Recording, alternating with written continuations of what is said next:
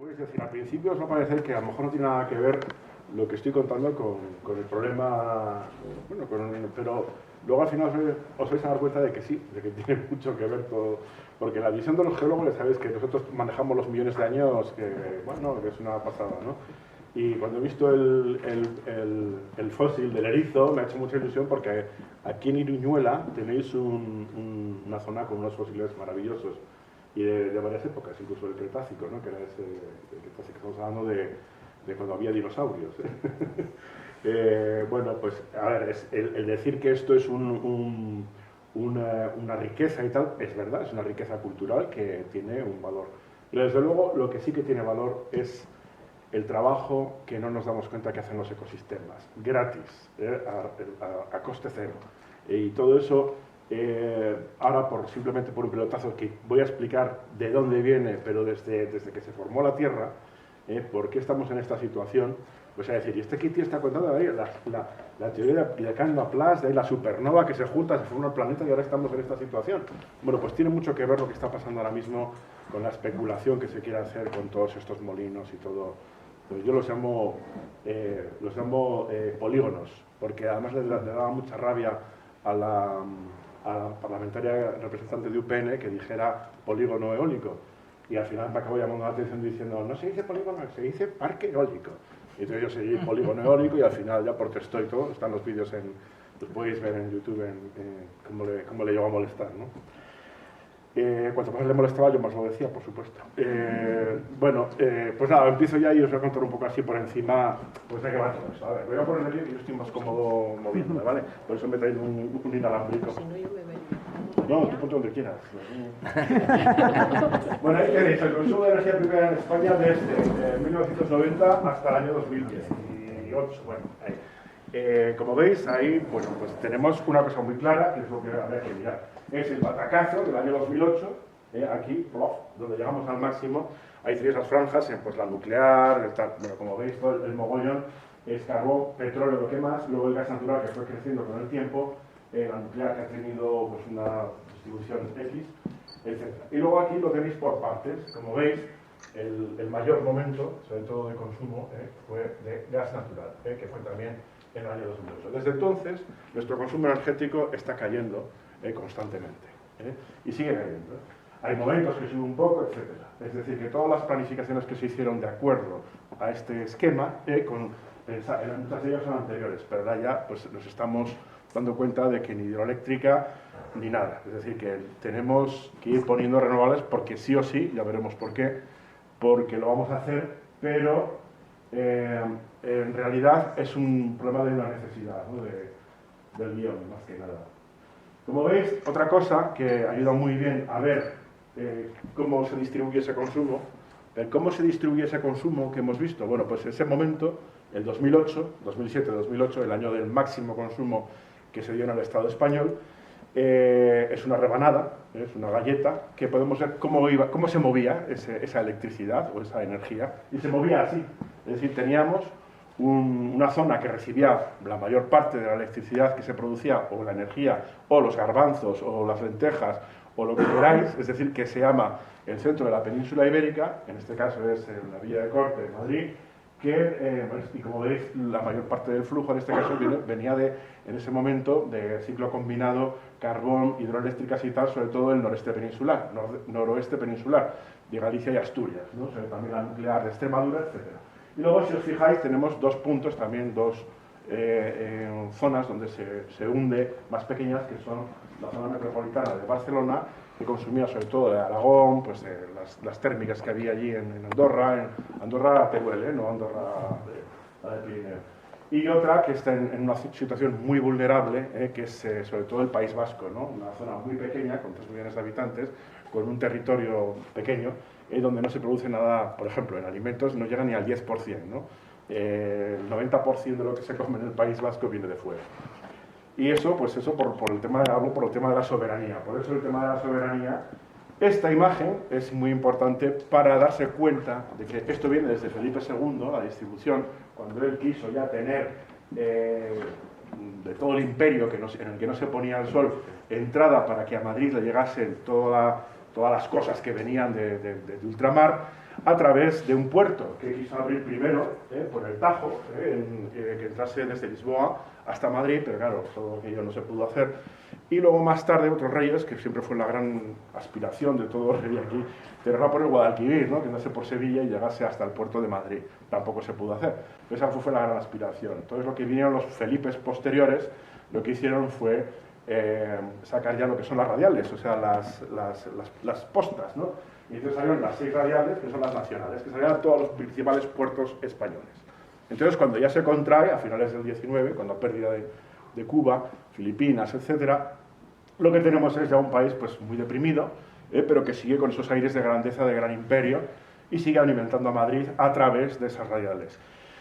Y cuando ya la cosa se ponía muy fea, después de la guerra y tal, apareció una cosa, un milagro, que se llamó combustibles fósiles, ¿no?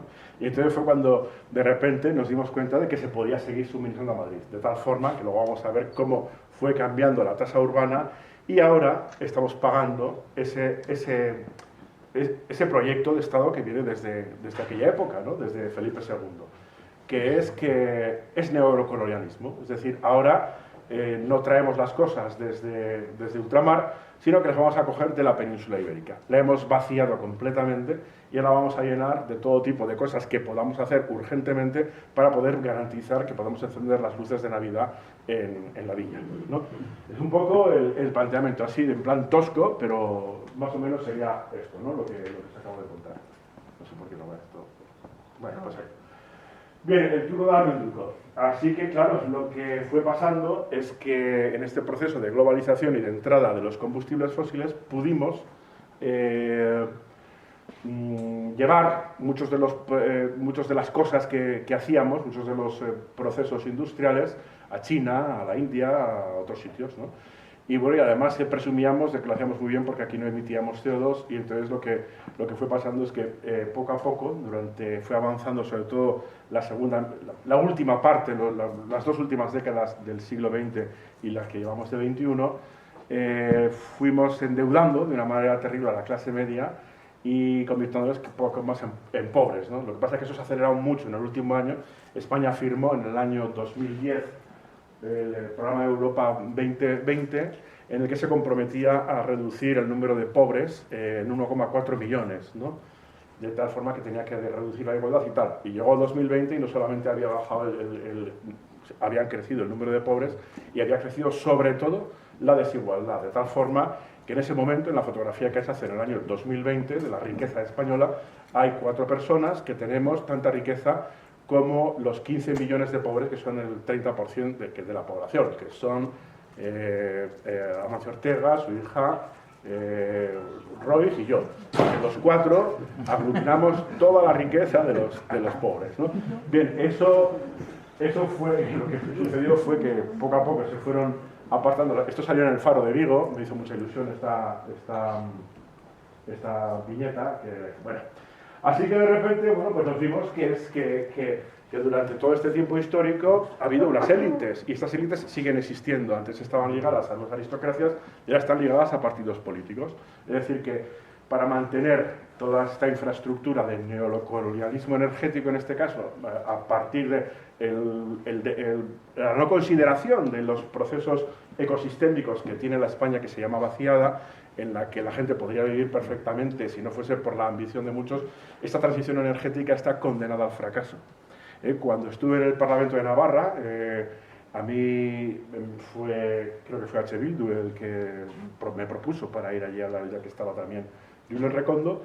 Yo les dije a sus señorías que, claro, había leído la ley que entró en vigor el sábado que dábamos una charla en Aibar, y bueno, pues había un capítulo que era el capítulo 5, que hablaba sobre el régimen sancionador, ¿no? Entonces, bueno, que contamina, paga, todas estas cosas que ya sabéis que vienen allí, ¿no? Y yo lo que les dije fue, bueno, pues yo lo que no veo aquí es, el régimen sancionador, es el prohibir o penalizar las puertas giratorias, de tal forma que aquellos partidos que metan a sus gente que tuvo poder y que tuvo contacto, consejeros, lo que sea, en los consejos de administración de las grandes empresas como Iberdrola, Petronor, etc. Claro, los caretos del personal que había, pues alucináis. O sea, también digo los caretos de la gente, cuando yo estaba diciendo esto, los caretos de todos los que tenía ahí enfrente, porque es que solo había dos partidos, claramente, que no tuviesen las manos manchadas, porque el resto lo tenían todos. Claro, las caras eran... pero, ¿sabes? Esto está condenado al fracaso. Es decir, todo lo que has presentado ahí, de todos esos proyectos, la mitad por varias causas. Primero, por causas geológicas. Segundo, por causas de suministro, que no va a haber suministro para todos estos planes que no se van a poder hacer. Es decir, y tercero, porque esto va a chocar contra sí mismo. Esto les va a explotar en la cabeza. ¿Cómo vamos a hacer una transición energética en un momento tan delicado y aparte de que nos están abandonando los combustibles fósiles de una manera tan rápida y con un declive más rápido de lo que yo me pensaba, con este panorama? Es que es imposible, es decir, no lo vamos a poder hacer. Por lo tanto, bueno, pues esto es un problema, y es un problema pues, que vamos a tener que resolver. Y no sé qué pasa aquí, que no funciona.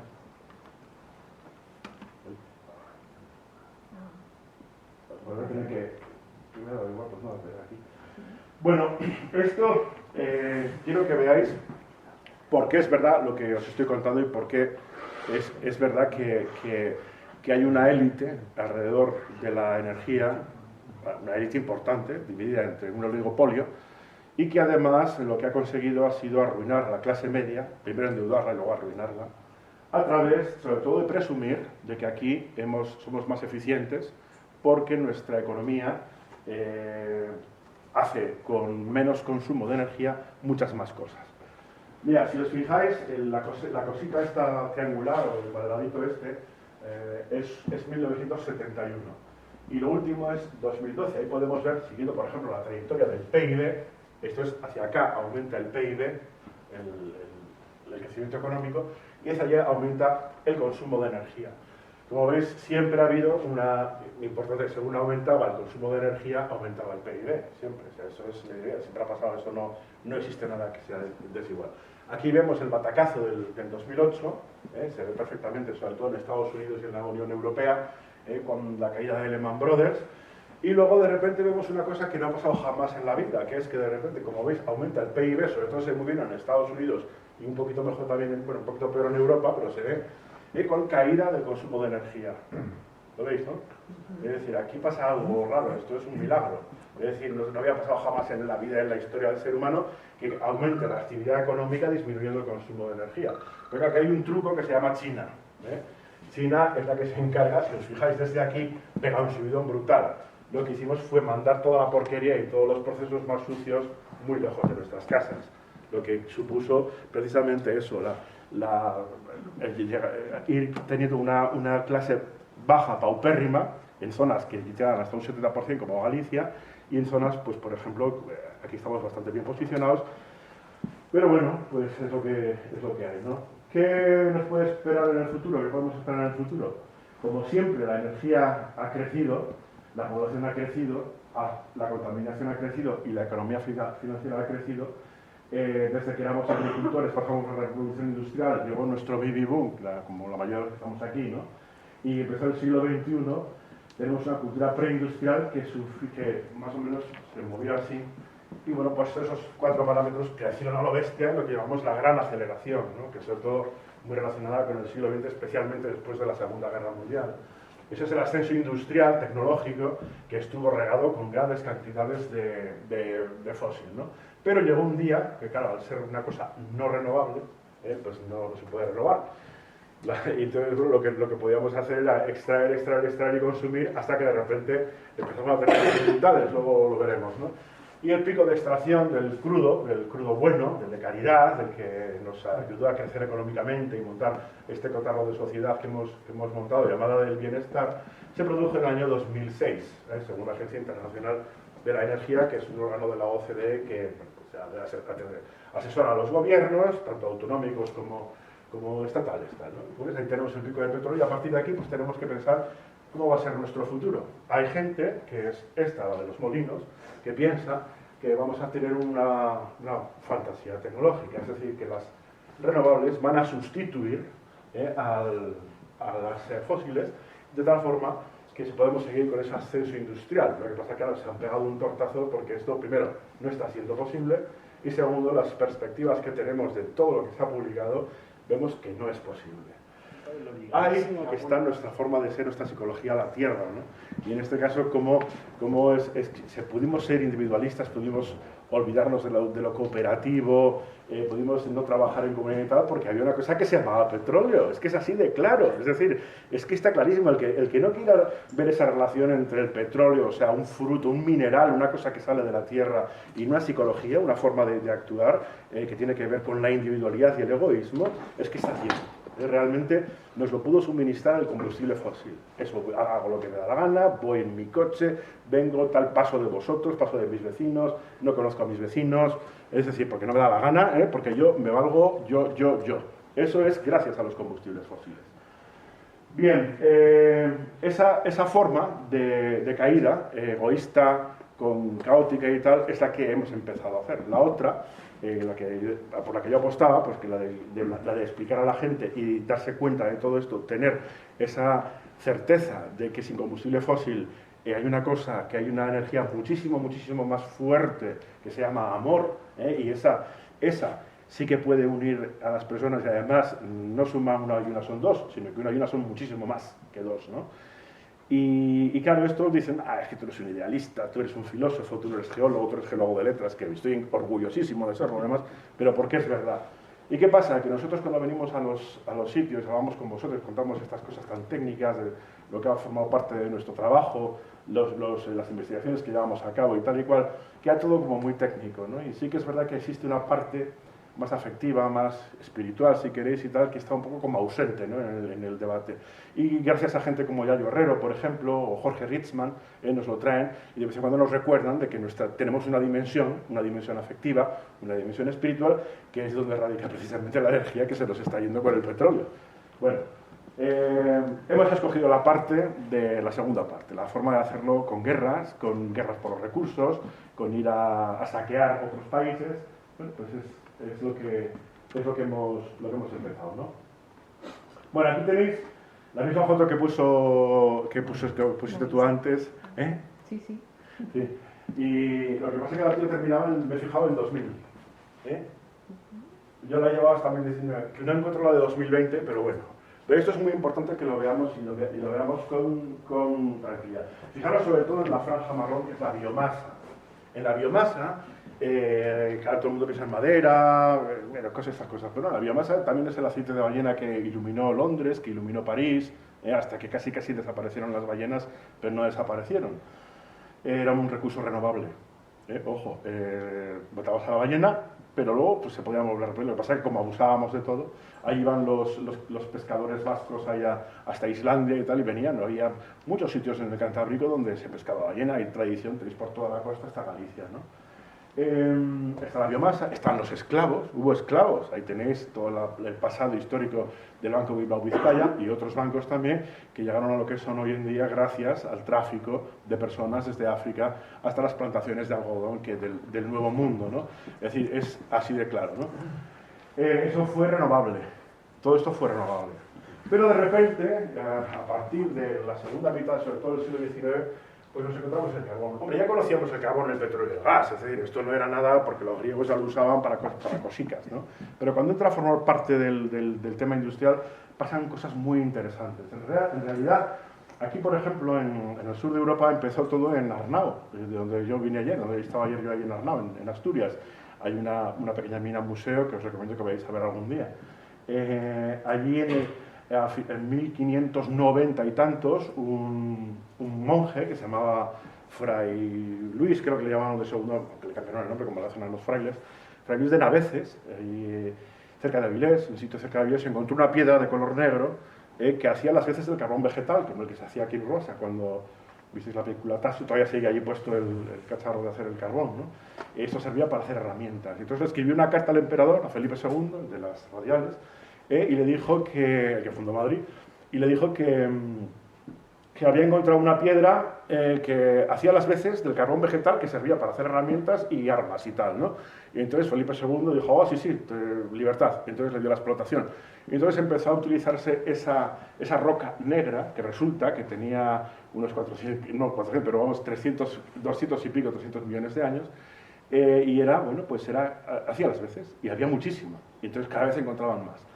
¿Y qué pasó aquí? Bueno, pues que en este momento, como veis, todo esto, que es la franja circular, es decir, nuestra relación con la Tierra era siempre circular, el agua movía el molino, ese agua se evaporaba, llovía, volvía otra vez el agua, volvía a mover el molino, tal.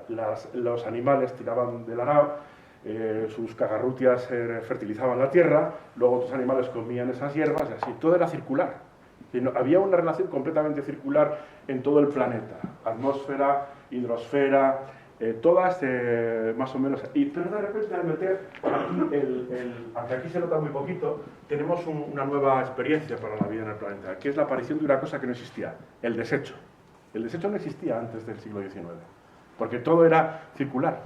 El desecho es una cosa nueva, ¿eh? Pero de repente, pues bueno, esto viene muy bien, aquí hacemos esto, pero no se va notando. Sí que se va calentando un poquito la atmósfera porque nosotros tenemos una cosa que somos así. Entonces, como somos muy derrochadores, todo iba a nuestros basureros favoritos. En principio con el carbono a la atmósfera. Parte se volvió a reciclar, pero hubo sumideros que no pudieron. Sin embargo, después, en los años 30 del siglo XX, encontramos una cosa que es mucho más versátil, mucho mejor, que se llama petróleo. El petróleo al principio hacías así en Texas, cuando la película Gigante, ¿os acordáis? Y todas aquellas de Rock Hudson y tal, ¿no? Y ¡buah! Entonces no hacías nada, no tenías ni que moverte. Con la fuerza que podía generar la 10ª parte de un barril, tenías millones de barriles. Claro, todo eso de repente empezó a formar parte de la actividad humana industrial, y vino la tecnología, de decir, wow, es que este bicho inteligente, qué listo es capaz de hacer unas máquinas que piensan solas prácticamente. Claro, porque había un montón de energía detrás. Le quitamos la energía a la tecnología y tenemos escultura, os lo aseguro. Bien, y esto creció cada vez más, y luego de repente además empezó a entrar otra cosa que era el gas natural. Bueno, así que llegamos a hoy y tenemos que el 86% de la energía que consumimos es no renovable, y solo el 14% es renovable. Pero dentro de estas, lo que son las renovables modernas, la eólica y la solar, no llegan juntas ni al 7%. Es decir, esa ya de repente, o sea, lo del 93,7 vamos a descartarlo, ahí está la nuclear, está la hidroeléctrica, etc. Vamos a descartar que puedan hacer la transición tecnoverde, esa que decían, para seguir con el crecimiento económico. Realmente, si os fijáis, estas renovables no han venido a sustituir nada. Esto es un engaño. No es que vamos a hacer una economía basada en mentira. Has metido las renovables porque, como eres un yonki de la energía, las has añadido al mix. Es decir, las hemos metido, las hemos añadido. Entonces, bueno, lo que estamos haciendo es una extensión, ¿no? Con las renovables, una extensión de las energías fósiles, ¿no? Vamos a ver cómo funciona esto y cuánto lo consumimos. Esto se lo pedía Antonio Turiel. Más o menos nosotros al año consumimos la energía que nos manda el Sol dividido por 10.000, ¿no? Es más o menos unos 617 exajulios. Esto equivale a una potencia media de unos 20 teravatios. Como esto es un mogollón y no lo entendemos muy bien, nos imaginamos que son 2.700 vatios, que ya nos vamos a entender, por persona en el planeta. Al dividir esto entre 7.000 y pico millones de personas que vivimos en el planeta, tocamos a esto. Si una persona normal como yo, saludable, fuerte, tal y cual, es capaz de estar en 24 horas pedaleando y producir 100 vatios, quiere decir que a cada una de las personas de este planeta le toca 27 tíos como estos, ¿no? Trabajando constantemente, 27 esclavos virtuales, energéticos, que ahora por estar aquí están en casa, en el frigorífico, mantienen el congelador y tal, la wifi seguro que la habéis dejado puesta, el cacharro del teléfono lo habéis quitado, o sea, yo tampoco, bueno, sí, yo el mío se lo he quitado y he apagado el router. Es que, claro, como voy diciendo estas cosas como para no hacerlo, ¿no? Pero me he venido en coche, bueno. Es decir, que cada uno de nosotros tenemos 27 tíos ahí currando las 24 horas del día, 365 días al año, para nuestro bienestar. Y esto hemos conseguido con los combustibles fósiles, de tal forma que, bueno, también pasa que realmente no esté bien repartido. Tenemos países como Estados Unidos donde llegan a 200 cada uno. Tenemos países como Etiopía que a lo mejor se quedan en 2, ¿no? Y ahora mismo el Estado español anda por 44, una cosa así. Cada uno de nosotros tenemos 44 tíos así currando para nosotros, ¿no? Y en países como Alemania, por ejemplo, son unos 80, una cosa así. Y todo esto, por supuesto, a la baja, por supuesto. Bien, además de eso, la biomasa, como visteis antes, siguió creciendo. No sé si lo visteis. Lo que pasa es que ahora ya no les pagamos con el látigo, los tenemos trabajando en las fábricas de mi colega Amancio, ¿eh?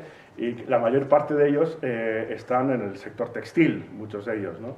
Pero es este momento de la historia que más esclavos ha habido en la humanidad, también ha habido más población.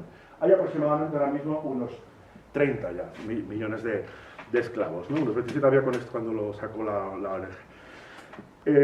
Muchos de ellos son niños, vamos a llamarles biomasa, vamos a llamarles biomasa. Son 9 millones aproximadamente de niños, lo que se calcula que están trabajando como esclavos, sobre todo en la industria textil, para que nosotros vayamos bien guapetones y lo veamos. Bien, entonces vamos a hacer este estudio que salió en diciembre, se publicó ya en septiembre del año pasado, pero salió en diciembre, y yo se lo llevé también a sus señorías para que viesen un poco de dónde venían varios problemas que tenemos ahora. Vamos a hacer un zoom así en grande.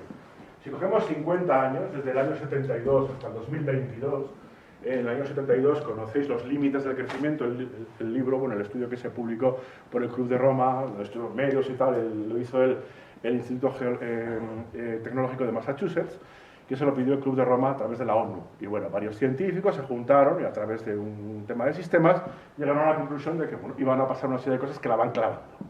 Como iban a caer los combustibles fósiles, iba a aumentar la contaminación, iba a reducirse la población, y vamos a tener problemas con el suministro de alimentos, o sea, todo clavado, lo clavan. El año 72, este año se cumplen 50 años este año, hasta el año 2022. Como veis, bueno, todo esto de aquí es el petróleo bueno, el petróleo que tuvo su pico en el año 2006, aquí, el que dice la Agencia Internacional de la Energía, que luego fuimos sustituyendo, ya desde el finales de los 70 prácticamente lo teníamos, con los petróleos que se hacían pues, del Mar del Norte, ¿no? Y en plataforma marina, pero de baja profundidad, era más asequible.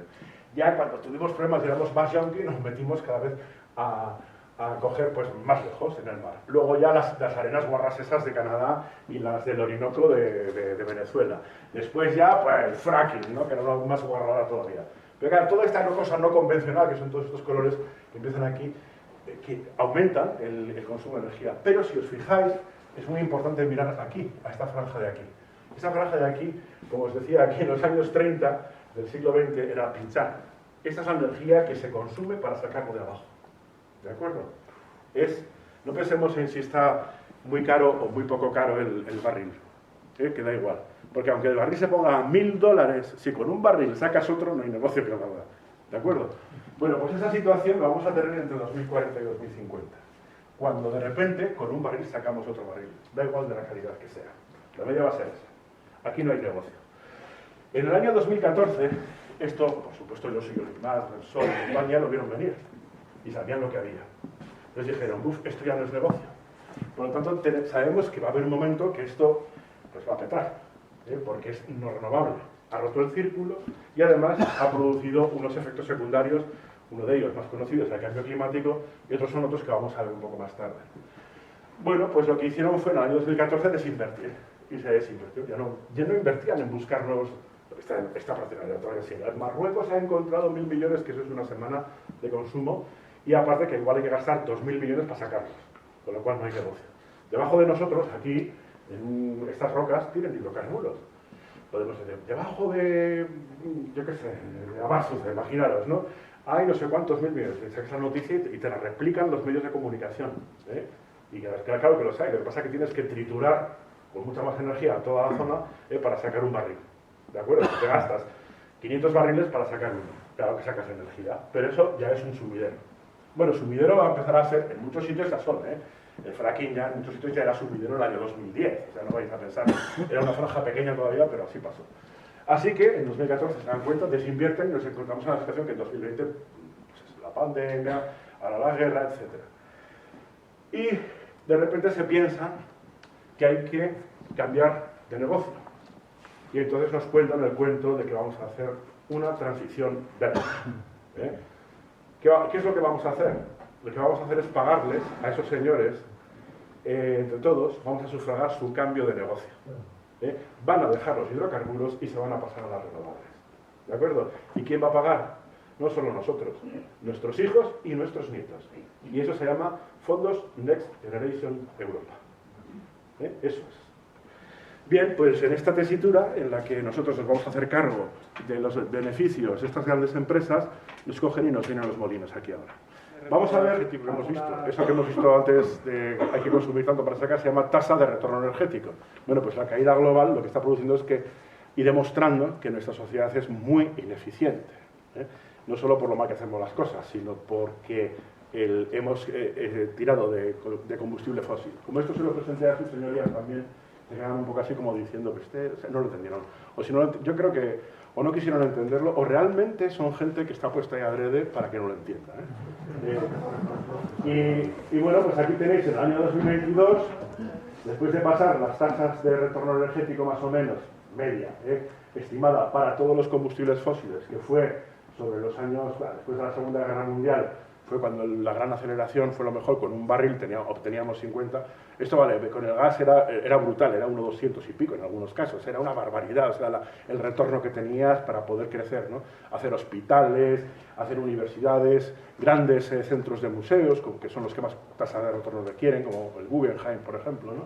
Bueno, pues todo esto empezó a decaer durante todos estos años. Es verdad que conseguimos una tecnología más eficiente en muchos casos, pero realmente, o sea, era inevitable la caída. Hasta que llegamos a 2022 y encontramos que estamos en 1 a 8 aproximadamente, 1 a 9, por ahí andamos ahora, ¿no? Con un barril sacamos 9, de media con lo que tenemos. Ahora mismo el 20% de la energía que consumimos la utilizamos para extraer energía, ¿no? Y nos abocamos a eso, a que dentro de poco sea el 50%, o sea, la mitad, con lo cual ya no hay negocio. Bueno, como veis, este problema es un problema irresoluble, es un problema geológico, no tiene solución. Sí que hay gente por ahí que dice, no, pero la tecnología como el fracking y tal encuentra nuevos yacimientos. Bueno, sí, tiene un límite, es verdad que supuso, pero hubo momentos que en el fracking con un barril sacabas uno. Eso fue lo que... Yo no sé si aquí tuvisteis movimiento antifracking, porque aquí hubo una zona, la zona de Urbasa, tuvo un permiso, que desapareció gracias a que, bueno, hubo unos movimientos, y aparte que todo esto, bueno, nosotros hablamos en los parlamentos, sobre todo yo participé, sobre todo en Cantabria, ¿no? En la primera ley estatal contra el fracking, que fue la de Cantabria, donde yo vi como PP, CNT, Ecologistas en Acción, todos se juntaron en contra de Rajoy, y iba a decir, nosotros no queremos fracking aquí, y luego era muy divertido ir a Madrid y contarle como los cántabros que había 500.000 de personas se habían opuesto votando al PP con el gobierno del PP y no les gustaba oírlo porque decían, joder, no podía decir que todo Cantabria eran perroflautas y no es así, ¿no? Luego vino Navarra, la segunda, después vino La Rioja, y sí, la cuarta Cataluña, ¿no? Y luego ya vinieron todas las contraleyes del Estado que al final quedaron en nada porque desaparecieron todos los permisos, ¿no? Bueno, pues ahora, si miramos las tasas de retorno energético que nos pueden suministrar las renovables, nos encontramos con que habría 3 tipos. La estándar, que es un poco la más alargada, la que menos consideras, yo qué sé, cosas superfluas, ¿no? Por ejemplo, la final, que es la que le llega al señor, y la extendida, que también incluye los gastos energéticos para deshacerse de los molinos, de las placas fotovoltaicas. Es decir, cuentas la energía, no la economía, ojo, solo la energía que tenemos que gastar para todo el proceso. Y nos encontramos con que, por ejemplo, en Spain tendría en solar un 2. Y contando lo que le llega al señor y tal, apenas 3, algo, ¿no? Es decir, que con esto no podemos mantener una sociedad tecnológica e industrial como la que tuvimos cuando teníamos 1,50. Es decir, las renovables tienen un problema, que no van a poder sustentar una civilización como la que nosotros conocimos. Tiene que ser otra. La vamos a poner y la vamos a hacer la transición sí o sí. Posiblemente, igual evitamos que todos este oligopolio se lucre a nuestra cuenta y le vamos a pagar el negocio, o sea, lo sabemos todos, ¿no? Hasta que reviente. Pero lo que sí va a haber una contracción y un cambio. Se va a hacer solo, además. Es una ley termodinámica pura. Entonces, bueno, la discusión ahora mismo, a nivel internacional, es cuál es el máximo de tasa de retorno energético, el nivel 1,5, 1,10, que nos va a permitir seguir manteniendo una civilización, digamos, tecnológica e industrial. Y bueno, pues hay autores que hablan de 1,10, otros que hablan de 1,8, otros que hablan de 1,5, pero la horquilla está entre 5 y 10. Por debajo de 5, olvidémonos. O sea, no mantenemos nada parecido al mundo en el que hemos conocido, en el que hemos crecido y en el que nos hemos desarrollado. Y con las renovables no vamos a poder. No, pero esto va mejorando, cada vez son más eficientes. No es verdad. Simplemente hay un límite, hay unos límites termodinámicos, hay una minería detrás impresionante. La minería no se hace con solar y jamás veréis un parque o un polígono solar, levantarse con energía solar, porque es todo fósil, las carreteras, la minería que hay detrás, igual que los aerogeneradores, un parque o un polígono de aerogeneradores jamás lo veréis hecho con energía eólica, porque hay una carretera para que suba la grúa, que funciona a gasoil, que suba no sé qué, luego cuando viene el helicóptero que se tiene que arreglar no sé qué pieza y tal, todo funciona con gasoil. Desengañémonos, o sea, no se ha levantado nunca. Tampoco la nuclear se puede levantar a sí misma, ¿de acuerdo? Solamente como extensión del combustible fósil. Bueno, así que de repente el gobierno de Navarra cree que es importante un cambio y como veis aquí, el día 21 de noviembre de 2019, esto es la presentación del dictamen SC048, es un dictamen europeo que ya viendo lo que venía, dice, bueno, tal, no sé qué, para ir promocionando la energía local, el consumo local, el comercio local, el comercio circular, la relación circular entre las personas, nuevas economías circulares, cooperativas y tal y cual. Entonces ahí llegaron las consejeras. Esta es la foto que se tomó, que está todavía en el gobierno de Navarra. Esto es una captura de lo que hay en el gobierno de Navarra. Este pelado de aquí soy yo. Y lo demás son casi todos funcionarios, No había casi gente del... No sabían ni de lo que hablaban. Allí hablaron de los ODS y tal. Pero es curioso que todavía está puesto en la web, pone: el sistema actual, con sus patrones especulativos y cortoplacistas, está empujando a un colapso. Lo vieron de Navarra, que no lo he escrito yo, ni Jorge Rietzmann, ni Taibo. Esto lo ha puesto el gobierno de Navarra. Así que bueno, sacar estos nuevos modelos para evitar ese colapso. Hablamos, quedan 3 meses para la pandemia. 4 meses para la pandemia quedan. 3, porque ya venía ahí. Al día siguiente, después de la presentación en que allí todas las consejeras hablaban de economía circular, no sé qué ni de lo que hablaban, pero hablaban, ¿no? Industria 4.0, el Internet de las cosas, la automatización de los procesos industriales de tal forma que Navarra iba a ser casi un País Vasco, pero encima con más territorio, bueno, una pasada. Y entonces al día siguiente, el 22, en el Colegio de Médicos de Pamplona, se presenta la transición global hacia un nuevo modelo energético, energía, después de los mismos consejeros que estaban el día anterior presentando el SC048, están ahora presentando el modelo energético, todo de prisa y corriendo, porque se nota que además que les han dicho a Europa, la presente. Vino Anne Westman, la gerente de la Comunidad Europea de Asuntos Económicos, y allí nos habló de crecimiento sostenible, no os lo perdáis, ella, alucinante. O sea, crecimiento sostenible, que yo, vamos, es como negro del Ku Klux Klan, ¿no? Pero bueno. Así que ahora, si vemos, por ejemplo, cómo funciona en Navarra, en pequeño, el mismo modelo que en el Estado, vemos que exactamente igual, el total de energía consumida hasta el año 2020, lo mismo, pues patacás en el 2008, cae el consumo y tal. Pero una cosa muy interesante de ver en Navarra es que parece una fotocopia, parece que esta de aquí, la gris, la han llevado arriba, y la han colocado. Ese es el gas natural. Fijaros la dependencia de Navarra con el gas natural. Es decir, que directamente mediatiza completamente el gráfico. O sea, somos súper dependientes del gas natural. En este caso, pues tenemos las de Castellón, ¿no? Por tipo de generación, pues tenéis exactamente lo mismo. Fijaros la eléctrica total, que es la verde, la eléctrica no renovable, tirando sobre todo el gas natural, el azul, y luego la renovable, que sí que ha crecido un poquito, pero bueno, ahí tenéis, eso es lo que veremos, ¿no? En Navarra. Y esta fue la captura que le robé, así, ¡plas!, con el móvil, a José Donoso, que es el director general de Español y aquel en el Colegio de Médicos.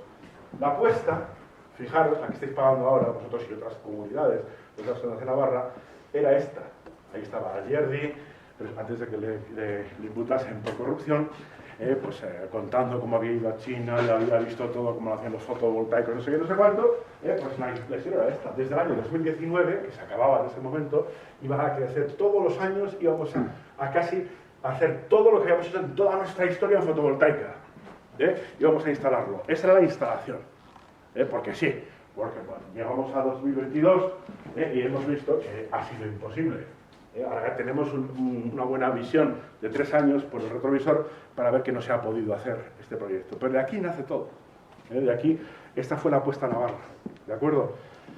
En el País Vasco, pues fijaros, lo mismo. Lo que pasa es que ellos que son más espabilados, 2 años antes habían presentado el SC048 ya, allí.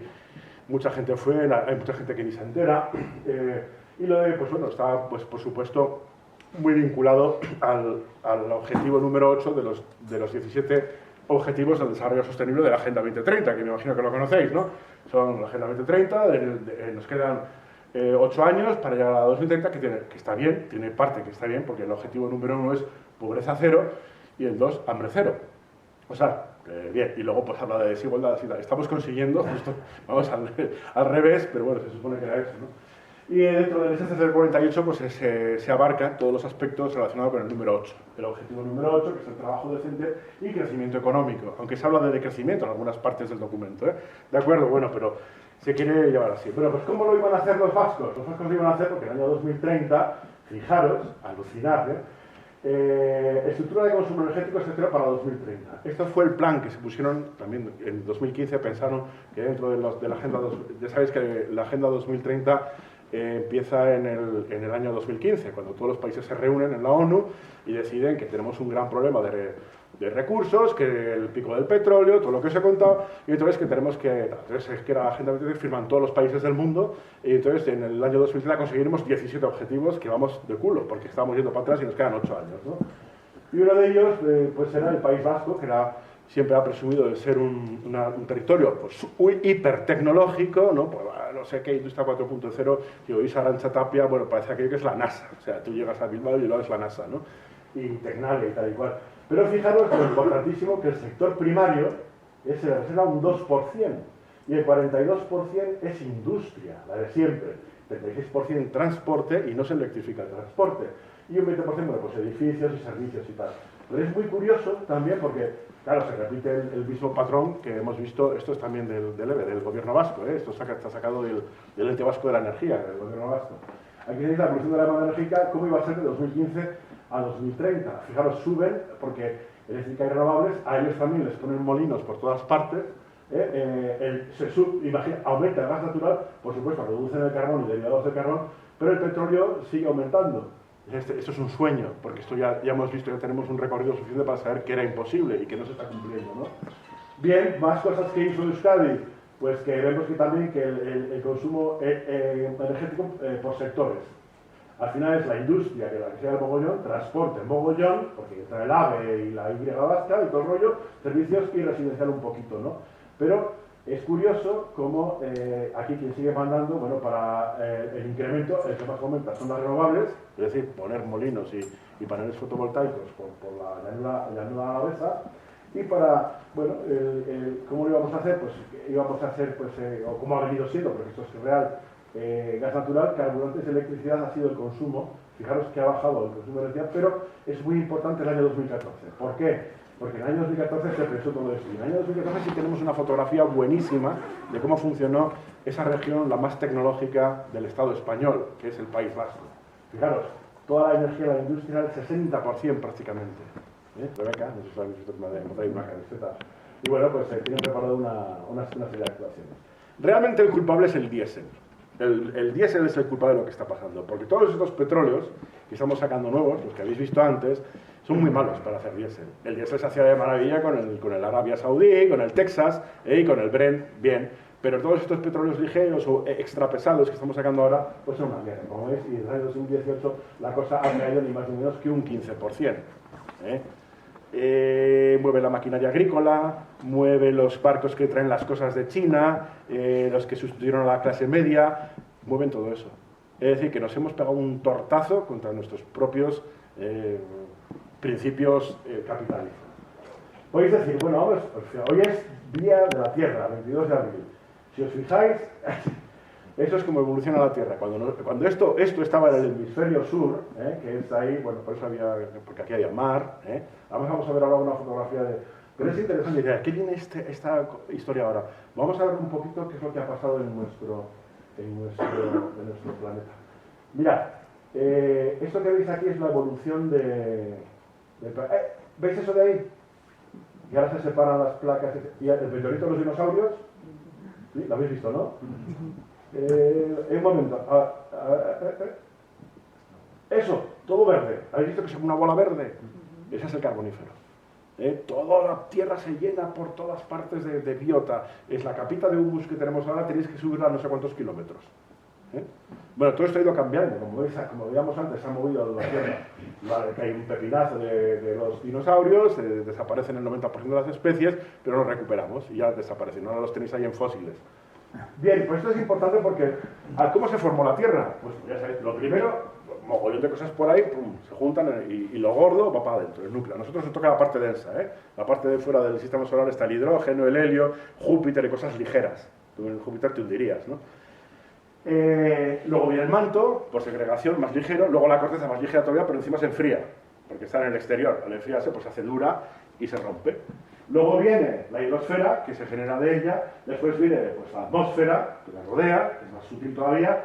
La atmósfera y un momento, hace unos 4.000 años, aparece la vida. 4.000 millones de años, perdón. 4.000 millones de años aparece la vida, es la biosfera.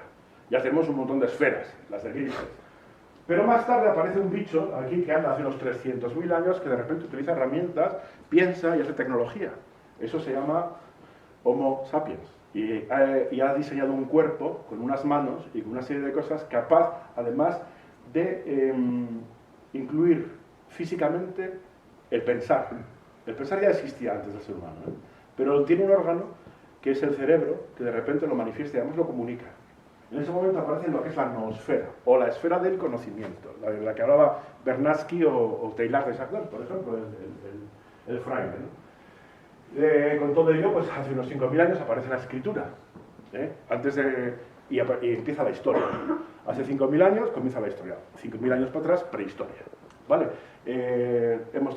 Por convenio hemos decidido que hace 5.000 años con la escritura aparece la historia. Entonces tenemos una tecnosfera porque nos transmitimos de una generación a otra, no solamente de bla bla bla, sino también por escrito cómo hacer las cosas, y cómo heredar pues, tecnologías, por ejemplo, de agricultura, de ganadería, de lo que sea. Hace 12 años, una nueva experiencia para la vida en el planeta se produce en el año 2010. Y es que más de la mitad de la población del planeta humana vive en ciudades. A partir del año 2010, ahora somos el 54%. Eso es una nueva experiencia para la vida. Y de repente se forma una nueva red de cosas que yo lo llamo urbanosfera. Y todas las urbes del planeta quedan conectadas, de alguna manera, a través de nuevas corrientes creadas porque tenemos combustibles fósiles. Esas nuevas corrientes, que no tienen nada que ver ni con la del Golfo, ni con el jet stream de la atmósfera, ni nada, son corrientes nuevas que funcionan a través del flujo, como hemos visto en Madrid, y si le dais la vuelta, de la salida de porquería de Madrid. O sea, si le damos la vuelta al agujero ese negro, tenemos la imagen en negativo, que sería los desechos, porque Madrid necesita constantemente recursos de todo tipo, alimentación, tecnológicos y tal, y constantemente lo contrario, sacar toda esa mierda, que no dan abasto en Castilla-La Mancha para poder digerirlo, claro, pero así están hechos polvo, ¿no? Y entonces aparecen esos desechos, entre ellos los microplásticos, los plásticos, tenemos los océanos hechos un Cristo, en fin. Y otra nueva experiencia para el planeta se produce hace 2 años, en el año 2020. El año 2020 es un nuevo momento, otro ecuador en la historia de este planeta. Fijaos que rápido hemos pasado de hace 4.500 millones de años a cuando se produce el núcleo manto a de repente el año 2020. En el año 2020 las cosas tecnológicas, entre ellas el 80%, 83% hormigón armado, que cristales, plástico, asfalto, etcétera, pesan más que toda la vida. Árboles, células, nuestros cuerpos y todos los cuerpos de los animales, tanto domésticos como no domésticos. En ese momento la balanza es hacia la tecnología. El hormigón, las ciudades y todo lo que había dado la vuelta en el año 2010 ya pesa más, tiene más masa que toda la vida del planeta. Esto pasó hace 2 años, ¿de acuerdo? Por eso estamos en una situación impresionante desde el punto de vista geológico y es un día muy bueno para contar estas cosas. Pero también es muy divertido porque el tiempo geológico choca con el concepto capitalista. Fijaros que ahora está muy de moda esta sal del Himalaya. Ya hemos visto cómo subía la tierra, chocaba la India y se formaba el Himalaya. Llevó todo ese mar y ahora está muy de moda. Y es una cosa culinaria, pues casi compite con las de aquí de Salinas. Pero claro, cuesta un pastizal, porque estas tiene unas propiedades culinarias brutales. Pero resulta que en 2019 se me caducó. Tiene 250 millones de años, pero en 2019 se me caducó. Y es el problema que tiene el capitalismo, ¿no? Después de 250 millones de años tuve que tener que tirarla porque no se recomienda, o por lo menos no es recomendable su consumo, ¿no? Bien, estos son los problemas de la mentalidad humana con la mentalidad nuestra, ¿no?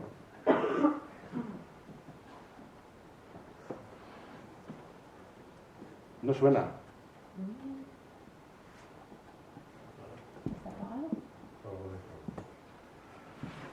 Ay, qué pena.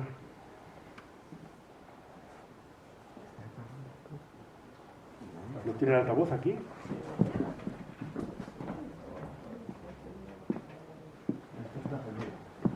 No.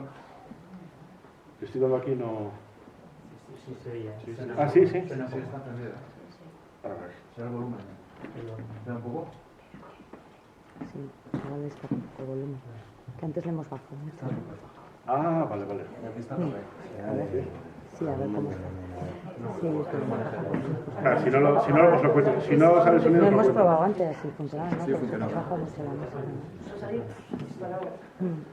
A ver, mayúscula, Federico. Sí, sí que funcionaba porque a veces yo...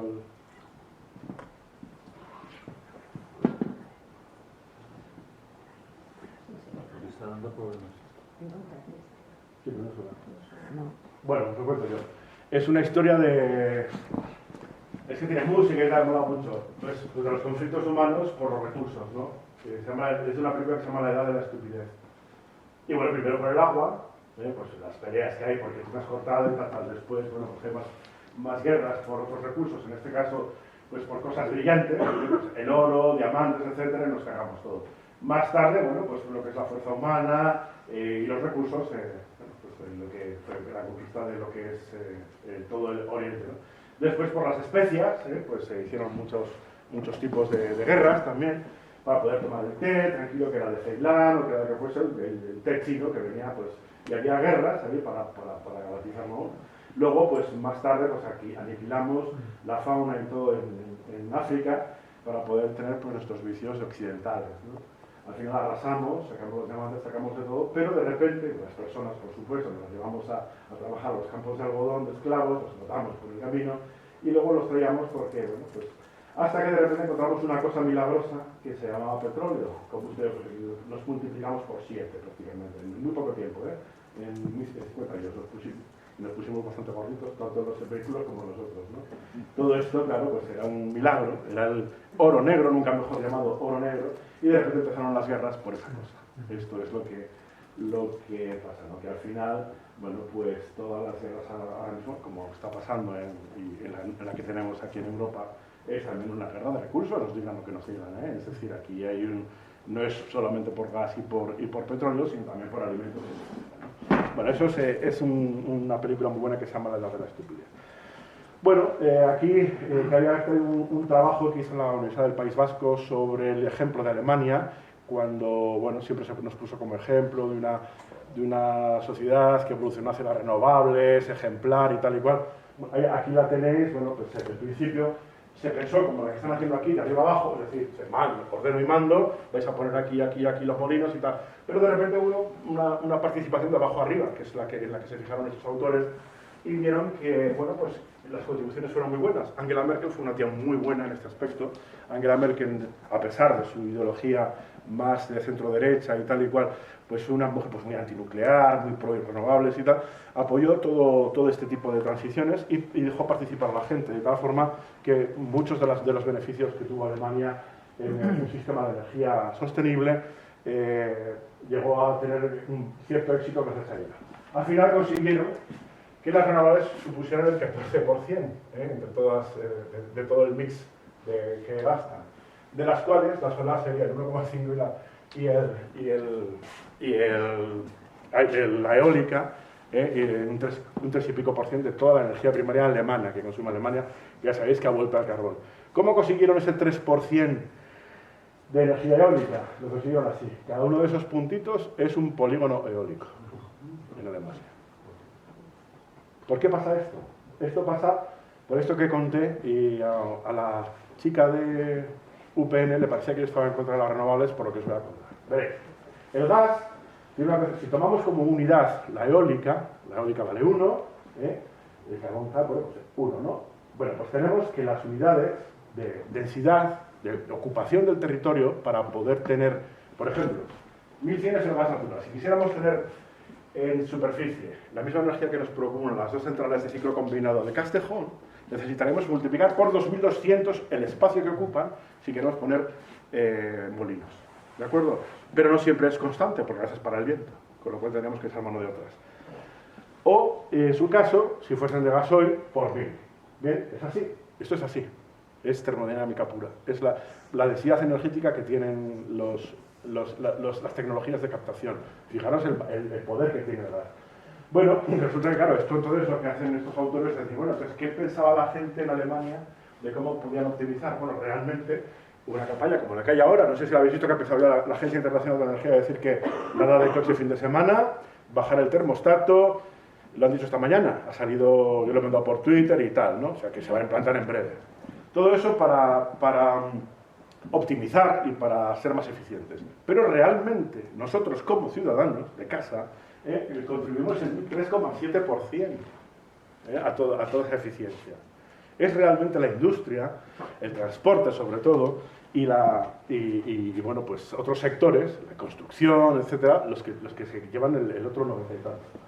Como veis, bueno, esto es una relación de qué pasó en Alemania entre 2021 y 2020. Pues que el carbón se salió de madre, sobre todo después de las inundaciones del verano pasado. Antes ellos se procuraban mucha energía eléctrica a través de las renovables, pero después de la catástrofe del verano pasado, no sé si os acordáis, las grandes inundaciones que hubo en Alemania, tuvieron que tirar de carbón. Como hizo California con su sequía, como hizo Canadá cuando se le cocieron tantísimos bichos en el mar, que se pusieron las aguas a 50 grados, y lo que nos pasó a nosotros este año, porque teníamos miedo, y entonces hemos quemado carbón en la central de Aspontes, en La Coruña, porque llevamos hasta 100.000 toneladas de carbón, ¿no? Así que lo de la transición, como veis, era un sueño. Pero era un sueño que además aquí se ha cantado como muy platillo. Aparece en el año 2019 ya, un poco antes de 2017, un artículo de Jacobson que dice que podemos conseguir el 100% de todo lo conseguido hasta ahora solo con 3 renovables, hidráulica, eólica y solar. Con una cantidad de errores en la transcripción brutal, pero le encanta la industria.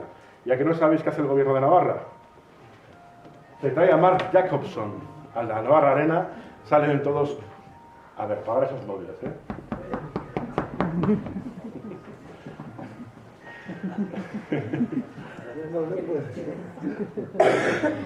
Bueno, llega Jacobson a la Navarra Arena el año pasado. Por supuesto, todos los consejeros allí, oh, qué bueno y tal, no sé qué, no sé cuánto y tal, vamos a conseguir la tal, no sé cuánto, todo el rollo, ¿no? Y no se le ocurre mejor cosa que decir que tiene 4 baterías Tesla, no sé cuántos aerogenados y tal en su casa. Entonces, claro, la pregunta que pusieron en redes sociales, sobre todo en Navarra, fue, vamos a ver, multiplica eso no por los habitantes, los 600 y pico mil habitantes de Navarra, multiplícalo por los 7.800 millones de personas del planeta. ¿Podemos tener todos 4 baterías Tesla y todo un montaje como que tienes tú en tu chalet? ¿No? Es decir, otros investigadores, muchos de ellos de la misma universidad de Jacobson, diciendo que había un gran problema en todos los cálculos y que, pues, que era un terrible error. Jacobson les puso una querella criminal, no os lo perdáis. Bueno, luego la retiró, pero estuvo 2 años ahí puesta. Es decir, a la academia llegó a estos niveles, la academia. Pero había unos intereses económicos detrás brutales, lo sigue habiendo, ¿no? Llegan a decir que Jacobson utiliza herramientas de modelado no válidas, contiene errores de modelado, se volvió inverosímil, sube respaldo de forma inadecuada, mete trampas en tal, bueno. Al final, ¿qué hizo el gobierno de Navarra? Tenía 24 personajes para traer a explicarnos la transición y trajo a Jacobson. Tenía otros 23 que habían firmado este manifiesto de la Academia de Ciencias de Estados Unidos. Como veis, yo creo que ahora entendemos mejor el asunto. La misma foto que pusimos al principio, esto es un poco como cuando a mis alumnos yo les ponía el ejemplo, ¿no? De que hay un ajedrez, hay una reina, hay unos peones y tal. Ahí pasa una persona y dice, ¡ay va! ¡Uf, qué chula! Tengo unas cortinas en el salón que me hacen juego y me va a quedar de maravilla, ¿no? Otra segunda persona pasa, ve exactamente lo mismo y dice, ¡uf! Esa reina está corriendo peligro. Posiblemente si mueve el peón, tal. Y pasa una tercera persona, imaginaos que se llama Karpov, y dice, ¡oh! hace 14 jugadas, le movió el tren, por eso está en esa situación, no sé qué va a meter tal, dentro de la siguiente le va a contestar con el caballo por aquí, no sé qué tal, y el tío ya ve toda la jugada entera. ¿Eh? Las tres personas han visto lo mismo. Una lo relacionó con sus cortinas, otra ha visto el problema de la reina y otra ha visto todo el partido ya. Bueno, pues de eso se trata. Es decir, de cuando veamos cosas como estas, no solo llegamos a conclusiones que tienen que ver con cosas de hace 4.500 millones de años o con la fundación de la ciudad de Madrid, en los extremos del imperio islámico, que llegaba precisamente hasta las puertas de lo que hoy es la Villa de Corte y que tiene que seguir alimentándose. 15% de la población de la península ibérica, 7 millones de personas en un agujero que no produce absolutamente nada que pueda garantizar la vida, que vive del destrozo de los ecosistemas de todo lo que hay alrededor, de toda la periferia, y nosotros estamos incluidos. Es así. A ver, yo no estoy tirando en contra, ni tal. El problema es que este sistema estatal no se sostiene con renovables. Se pudo sostener por un milagro que se llamó combustible fósil en la segunda mitad del siglo XX. Punto. Si veis aquí las gráficas de cómo evolucionó el consumo energético en España, antes del boom, de nuestro boom y de todo el rollo, es muy gracioso porque veis que en el año 60 pegaba un subidón. Fijaros que se mide en toneladas equivalentes de carbón. Todavía no existía el concepto de tonelada equivalente de petróleo, TEP, aquí de carbón, el Ministerio de Industria. Este es en este momento, bueno, si os fijáis, es precisamente ese subidón en el petróleo el que provoca pues, el gran cambio en la concepción de nuestra sociedad, ¿no? De la que hemos heredado hoy y la que vivimos hoy. Aparece el 600, el SER 600, digamos, las familias pueden hacer turismo, cosa que no existía antes de los años 60. Es un bicho que aparece en el año 58, me parece, ¿no? 57 o 58, por ahí. Y rápidamente, bueno, aparecen nuevos modelos que podemos conseguir de otros países, de Citroën, etcétera, y de repente pues vamos a Benidorm, incluso algunos un poco más, y empieza lo que es el turismo. Y de repente el PIB español se lanza, porque hay una cosa que se llama petróleo, hay un consumo importante de gasolina, y hay una cosa que se llama turismo, que es lo que tira del carro, ¿no? Y como veis, aquí tenéis el plan de 1950, de la renovación de carreteras. La mentalidad sigue siendo la misma, suministrar y moverse todo hacia Madrid y de Madrid para afuera.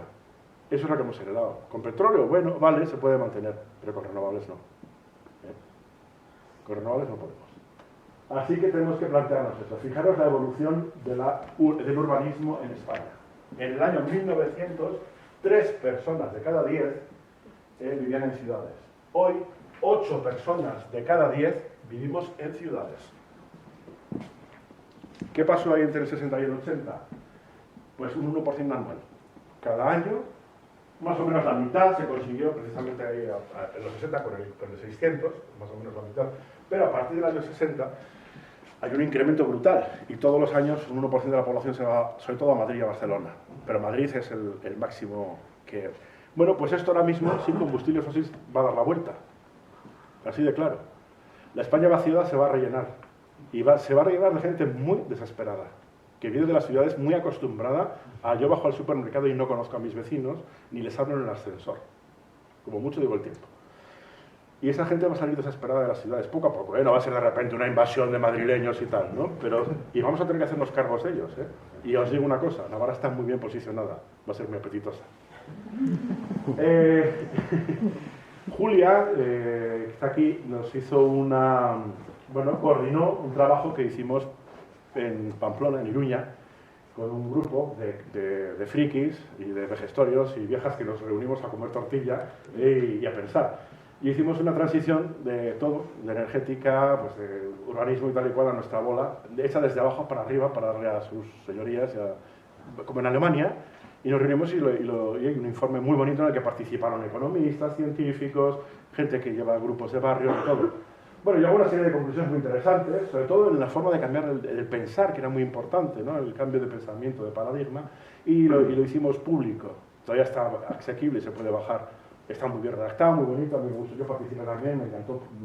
Y bueno, pues un poco ella se repasó lo de la COVID, los post-COVID, los de resiliencia y recuperación, los Next Generation, tanto los del Ayuntamiento de Iruña como los del Gobierno de Navarra, todos. O sea, y de ahí sacó sus conclusiones, las iba pasando, y luego el economista, que era Joan Bosch, hacía no sé qué, en mi caso, pues la parte energética y tal. Bueno, fuimos sacando conclusiones, viendo que, bueno, pues tenemos un problema con el reciclaje, porque solo reciclamos el 12%, en el caso de los combustibles fósiles no llegamos ni al 3%, pero un desastre. Y bueno, aquí saqué la idea de lo de los kaikus. Esto es una propuesta que le llamó mucho la atención a la parlamentaria famosa de UPN, ¿no?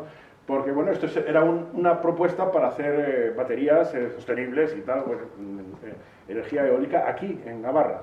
Además, en esta zona, que estáis llenos de ofitas, os suenan las ofitas, tenéis ofitas por todas partes. El que no sepa lo que es una ofita es una roca volcánica. Eso se escribió cuando estaba en auge el volcán de La Palma, y entonces todo el mundo sabía lo que era el basalto. La ofita realmente es eso, una roca volcánica pues muy viejuna. Cuando vienes, por ejemplo, de Iruña y empiezas a subir la cuesta para meterte aquí para el Valle de Hierri, hay un corte en la carretera que es un trozo verde ahí muy grande, pues son las ofitas. Estas, Lorca. En Lorca. En Lorca, efectivamente. Pues antes de esta roca, que es muy vieja, ¿cómo vino aquí? Bueno, porque aquí tenéis diapiros, ya sabéis, todos habéis oído hablar de los diapiros, ¿no? Diapiros es una cosa geológica que tiene muy poca densidad porque está sobre todo de sales de yeso y otras sales que flotan en la corteza. Entonces es como un tapón dentro del corcho, dentro del agua. ¡Pum! Sale a flotar, ¿no? Bueno, pues esto, por eso tenéis terremotos por aquí también. Está saliendo, y en su viaje pues nos ha traído cosas del Jurásico que están ahí abajo. Entre ellas las podéis ver las carniolas, estas alveolares muy bonitas del monasterio de Irache. Si os fijáis, en el monasterio de Irache, toda la sillería, por eso es tan grande y tan esbelto, está hecha con una roca muy ligera, muy dura, pero llena de alveolos, llena de poros, muy porosa. Bueno, esta la estuvimos buscando por aquí y tal, ¿no? Esta la tenéis aquí. Todo. Pues una de ellas que venía con estas carniolas son las ofitas. Las ofitas, que tienen una densidad de 2,9, a veces 3, o sea, es una pasada, pueden llegar a, pues, ¿os acordáis que decían, sale la lava a 1000 grados y tal? Y bueno, cuando fue lo del volcán, estábamos todos con el volcán, entonces todo el mundo se familiarizó un poco con este lenguaje, ¿no? Bueno, pues esto es un molino funcionando y una comunidad que disfruta de la electricidad que le puede procurar su molino.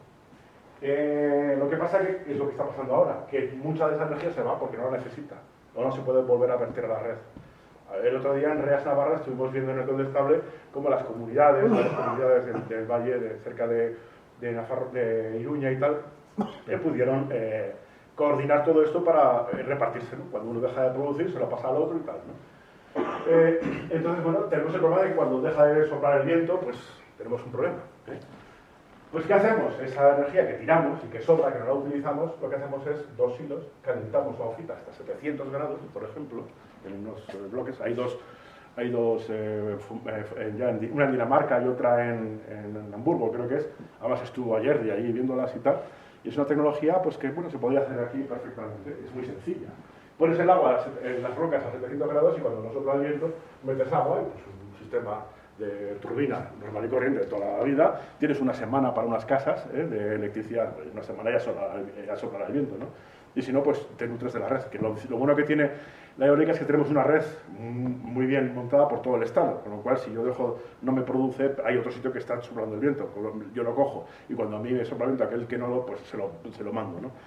Bien, esto llama mucho la atención, porque además es que en Euskal Herria tiene un pasado importante, se utilizaba para los kaikus, para hacer la cuajada. La hojita, se metía allí con la leche y tal, y había producción industrial muchas veces con calor basado en el calor de la propia roca, es decir, que no estamos contando nada nuevo, estamos dando una vuelta de rosca en la época de la transición a las energías renovables, la transición verde, además es verde. Bueno, los costos ocultos de la energía, ya aquí voy a terminar rápido, pero bueno, en cualquier caso, eso era imposible, lo que había propuesto Jacobson, nos lo dice la agencia, en este caso la OTAN, La OTAN tiene un informe que se hizo público también, en los que, bueno, yo voy a decir que nos olvidemos de estas magias, que son magias que no le gustan a muchos parlamentarios, ¿no? Y luego, bueno, pues el crecimiento económico, que has dicho tú antes, pues es lógico. A ver, tampoco me voy a pasar mucho, pero si crecemos al 3% dentro de 100 años, en el año 2122, viviríamos al 3%, que es ya lo que... al 2,7 si queréis, ¿no? Porque antes era el crecimiento económico, el crecimiento económico, el crecimiento económico. Bueno, pues viviríamos en una comunidad que tendría 20 Volkswagen, que tendría unos 10 millones de habitantes, con una ciudad Pamplona de 8 millones de habitantes, 2 vivían en lo rural, 8, mira, coinciden las cifras, en un estado llamado España, con unos 700 y pico millones de habitantes, con una capital llamada Madrid, que tendría unos 80 millones de habitantes. Eso creciendo al 3%, ¿no? Tendríamos que dar de comer a toda esta gente, tendríamos que suministrar, multiplicar todo por 20, los coches, las Volkswagen, los aeropuertos, los trenes, el movimiento, la energía, los desechos y tal, ¿no? Y gestionar todos esos desechos, dar de comer y todo, bueno, pues, tecnológicamente querríamos más, por supuesto, y esto es el problema del crecimiento económico sin fin, que no solamente es absurdo, sino que es imposible. Es decir, que querer crecer, o sea, la propuesta tecnoverde es absurda y es imposible. Pero no resistimos, y entonces nos inventamos cosas. Como veis, el crecimiento económico y el consumo de energía han ido siempre paralelos, y las emisiones de CO2 también. No nos queda más remedio. Hemos sido un poquito más eficientes en algunos momentos de la historia, pero en general no lo conseguimos. Pero la propuesta de esta revolución verde, y de Arantxa Tapia, y de Ayerdi, y de, por ejemplo, Miquel Irujo, es que nos podemos desacoplar. Podemos dejar de consumir recursos minerales y energéticos y seguir creciendo económicamente. Esto viene de unos pensamientos, ¿veis? Aquí había un momento que sería entre 2020 y 2025, en el que caerían el consumo de CO2 y seguiría creciendo el PIB. Magia. Bien, pero esto se lo trajo nuestro querido Cañete, con el que yo peleé tanto en Yesa, con una nueva forma tecnológica que se llama varita mágica. La varita mágica iba a provocar precisamente ese cambio. Pero no te lo pierdas, porque hizo escuela. Resulta que en el escrito del crecimiento verde que firmó el gobierno de Navarra, tenemos a Miquel Irujo que nos dice que el crecimiento económico estará disociado del uso de recursos. Y se quedó tan ancho. Sigue publicado, en el gobierno de Navarra. Ya se lo he desmontado, no sé cuántas veces, yo creo que ya lo tienen que olvidar, pero bueno.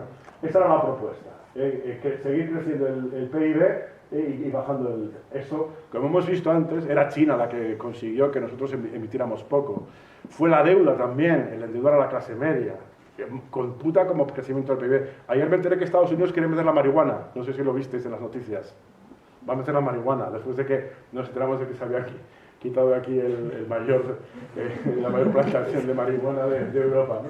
Bueno, los mensajes clave en este caso de la Agencia Europea del Medio Ambiente es que tampoco se puede hacer eso, que no está demostrado. Por si era poco, sale un meta-análisis que abarca unos 700 y pico estudios científicos de todo lo que hay, que demuestra que tampoco no es posible hacer crecer el PIB sin consumir recursos, que eso es magia. Con lo cual, bueno, fueron muchos estamentos. La Agencia Internacional de Energía también, y además se explica muy bien por qué es imposible, porque esa transición va a necesitar muchos minerales, y con el encarecimiento del petróleo encarecen los minerales, encarecen los alimentos y encarece todo. No es posible. Y luego ya, pues ir a poco, tenemos a Suaga, que me encanta, pues dice que es magia, que la ciencia va a sustituir a Dios, que piensan estos políticos nuestros, ¿no? Y eso, pues que incluso vamos a ser inmortales y todas estas chorradas que son más de cuarto milenio que de ciencia, ¿no? Y otra cosa que ya para terminar sí que os quería contar, es que realmente el diseño de nuestro cuerpo, hablábamos de ese punto que eran 300.000 años, porque estamos hechos de ritmos, noche-día, invierno-verano y tal. O sea, nuestro cuerpo está hecho de eso. ¿Y qué hicieron los combustibles fósiles? Pues romperlo también. Y fuimos capaces primero de crear el desecho, como os decía. Esto es América, aquí está España, esto es África, y ahora tenemos varias nuevas corrientes de mierda, que son sobre todo plástico y microplástico, que están afectando a nuestra sangre. De hecho, ya hemos encontrado el problema en todos nosotros. Nos comemos, cada uno de nosotros, de media, una tarjeta de crédito a la semana en microplásticos que vienen con la comida. Eso viene a ser unas 3 muñecas Barbie al año, para que os hagáis este año, después de las inundaciones y de los campos de fútbol de tercera generación que se llevó el caucho, que hay trocitos de bolitas de caucho de neumático triturado, que hay en San Jorge, con gente de Greenpeace y de esa próxima, pues se presentó un informe que me toca hacer a mí, y se presentó en el Ayuntamiento de Iruña. Este año en la verdura de Navarra van a ser 6 barrios, más o menos. Los niños tienen más microplásticos en la caca que los adultos. Esta es del mes pasado. encuentra por primera vez microplásticos en la sangre. Bueno, ya sí. Fijaros cómo era el primer Homo sapiens por la mañana, de color azul todo, luz de fluorescente, y al atardecer, pues todo el sistema hormonal, nosotros tenemos conos, bastoncitos y otra más. Y los ciegos también. Y la percepción de la luz la vemos a partir de cierta hora, empiezan los conos y luego los bastoncitos.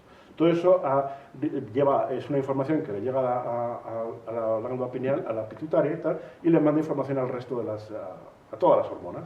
Y de ahí pues se produce insulina, etc.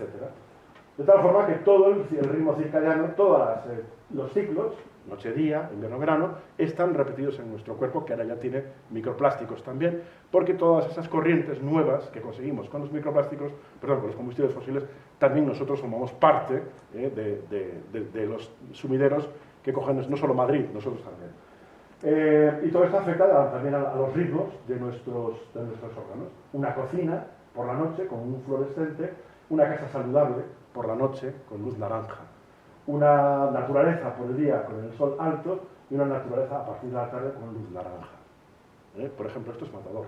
Ahora mismo nos está provocando que produzcamos poca melatonina, porque esta es la luz que nuestro cuerpo conoce de toda la vida, de 300.000 años, para por la mañana. Pero gracias a los combustibles fósiles podemos hacer que esto sea de día. Por ejemplo, ¿qué hora es en este hospital? ¿Las 4 de la tarde o las 4 de la mañana? Los enfermos de hospital son los que más sufren este problema. Y entran de una manera chunga, porque pues van al hospital y salen peor. Porque normalmente con los sistemas circadianos destrozados. Y no saben, cuando tienen las hormonas, hechas un asco. Luego aparece una nueva tecnología muy típica, porque esto el cerebro no sabe lo que le está pasando. Pero tú le estás dando la información de que es de día. Y está produciendo endorfinas en vez de melatonina, con lo cual hay insomnio. El insomnio te lleva a problemas sobre todo de insulina. De insulina te lleva a sobrepeso diabetes muchas veces, y luego ya pues cánceres de tipo hormonal. Y todo esto por una cuestión de no regular la luz. Es así de claro. Sí, así que yo os recomiendo que pongáis luces calientes por las tardes de vuestras casas. Y tal. Sin más, es la pirámide trófica de cómo funcionamos. Esto cada vez va a ser peor, hay un efecto que es el efecto Seneca, la caída va a ser más pronunciada que la subida, es una ley matemática, que no me voy a meter en ella, y esa, bueno, se lo presenta a sus señorías también, dice que la caída va a ser, ahí la tienen, y bueno, pues el problema de mantenerlo. También todo esto apareció en el informe que dice Susto y Erakuntza para presentarlo, tienen todos los grupos políticos en el Parlamento, y así que bueno, ya con esto terminamos. Ahí tenéis una excavadora no eólica que tiene que deshacerse de todo esto, que acaba siendo microplásticos, porque no tenemos todavía ninguna forma de procesado ni de recuperación de las aspas de los molinos estos. Y ahí estamos en el empezar. Bueno, Tecnalia ha hecho un par de experimentos para hacerlos hormigón, pero todo depende del combustible fósil. Así que, ¿qué estamos haciendo? Enterrarlos, para que no se dispersen por el medio ambiente, que ya tenemos bastantes microplásticos en la sangre como para unos pocos más, ¿no? Y esto es, aquí hay un decálogo de conclusiones que es un poco el resumen de lo que he contado y ya está. Y con esto nos dedicamos la brasa y pasamos a un debate que yo creo que es más interesante. Podéis encontrar información de todo esto ahí en la de chavala.blogspot.com. Gracias.